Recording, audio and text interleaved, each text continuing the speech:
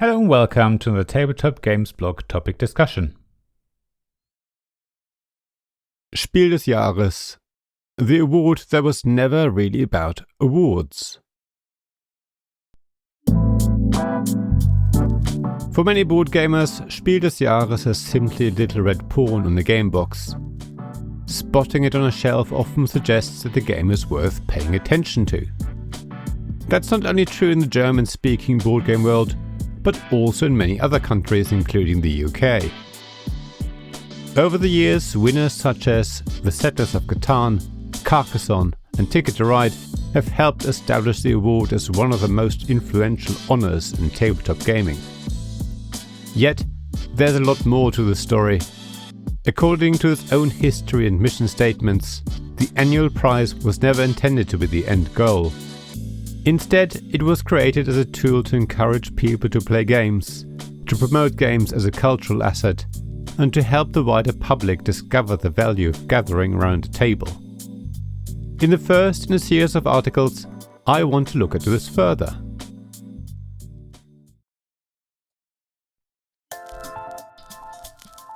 The story of Spiel des Jahres begins in the late 1970s. At a time when board games in Germany were beginning to be viewed as more than just a children's activity. Adults might play chess, trick-taking games or maybe a handful of traditional classics, but modern board games were not generally regarded as a meaningful cultural medium. Several journalists and critics helped challenge that perception. Among them was Jürgen Herz, who proposed the idea of a Game of the Year award during discussions at Nuremberg's 1978 Spielwarenmesse. His thinking was that more and more new games were appearing every year, yet a lot of people had no idea they existed. A respected award could change all that by highlighting outstanding titles and demonstrating that the board game hobby was an active and hugely creative field rather than a collection of aging classics. Discussions continued with journalists, publishers and designers in Erlangen during a promotional tip-kick tournament, the German equivalent of Subbuteo, linked to the 1978 Football World Cup.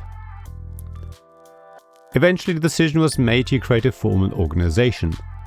Rather than simply handing out an annual prize, the founders established the Spiel des Jahres e.V., an association dedicated to promoting board games and board gaming culture. The founders believed that only independent critics should be involved in selecting the winners.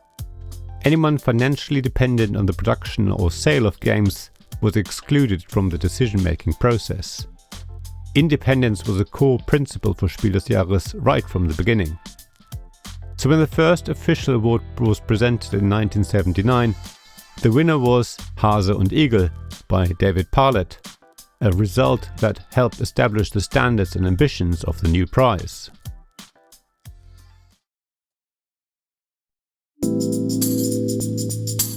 Many people assume that the purpose of Spiel des Jahres is to select the best board game each year. Yet the association itself has repeatedly said that this is a misinterpretation of the association's and the award's goal. Its official mission statements make clear that the award is only a means to an end. The organization's actual goals are to promote board games as a cultural asset, encourage play among families and friends, and provide guidance within an increasingly crowded marketplace. Spiel des Jahres describes its role as offering an independent and competent guide for consumers faced with a huge range of choices. Games that are given an award are important because they help achieve those goals, not because they are somehow outstanding games that surpass some sort of industry standard set by people intimately familiar with the hobby. You can think of it this way. The Spiel des Jahres award is there to encourage more people to play board games, just like many book awards encourage people to read, or film festivals encourage people to explore cinema. The red pawn logo serves as a signpost, helping consumers navigate a market that now contains hundreds of new releases every year. Several modern jury members echo this philosophy. Spiel des Jahres chair Harald Schrapers regularly speaks about games as fundamentally social experiences that bring people together. Jury member Martina Fuchs explains that the award is not necessarily looking for the objectively best game published in a given year, but instead the jury looks for games that best support the association's broader mission of introducing people to the hobby and demonstrating the value of play. Viewed through that lens, many nomination choices begin to make sense. Accessibility, clarity, and social interaction become just as important as innovation or complexity.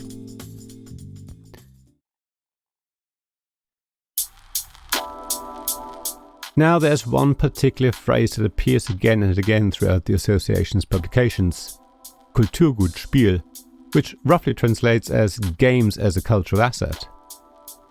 Understanding that idea properly is essential to fully understanding the Spiel des Jahres itself. Nowadays it is nothing unusual to see grown-ups meeting for an evening of playing board games. Many towns and cities have gaming groups. There's a growing number of board game cafes that host events or allow you to hire a table and a game to play from the large library. Also, board game conventions now attract tens of thousands of visitors. That all seems very normal these days. However, during the 1970s, games rarely occupied that kind of cultural space.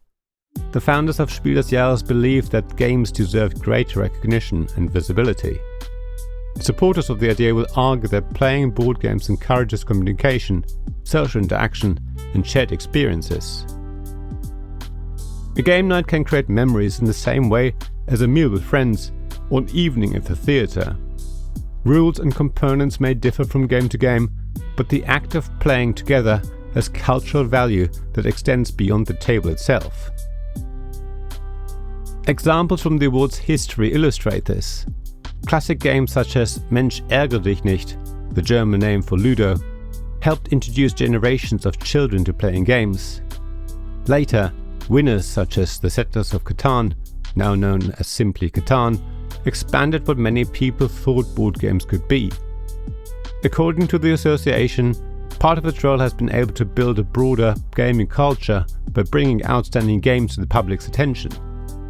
So while the award remains the most visible part of the association's work, it sits within a much broader effort to strengthen and support gaming culture.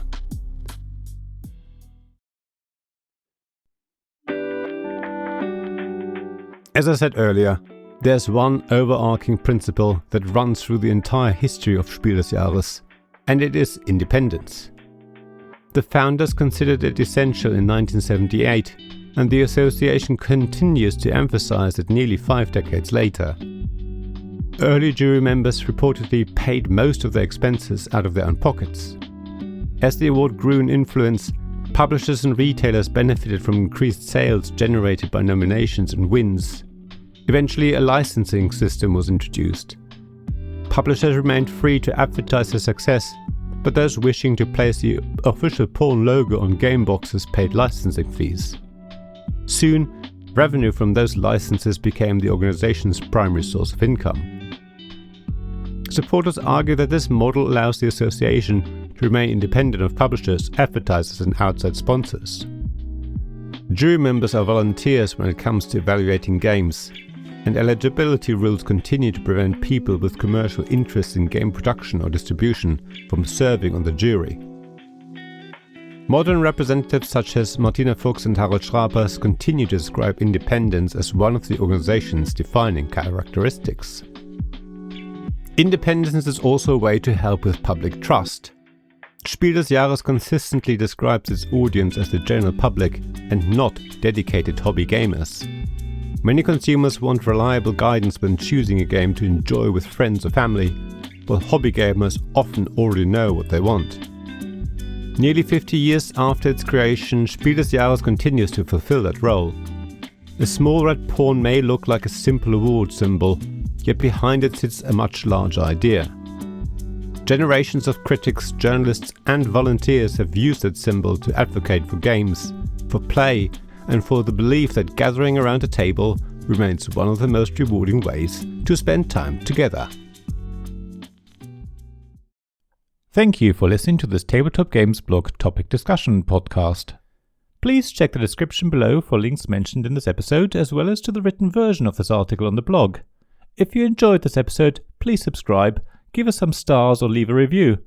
Please also tell your friends about me, and if you want to offer financial support, check out my Patreon and Ko-fi pages, links to which you'll find in the blog at tabletopgamesblog.com. So thank you again for listening, and I hope to see you again soon. This podcast was made possible by the generous help of my supporters. Royal Patron Sean Newman, Magic Champion John Risley, Castle Guards David Miller and James Naylor, Dice Masters Alex Bardi, Paul Grogan and Robin Kay, and Shining Lights Jacob Davis, Gavin Jones and Richard Simpson.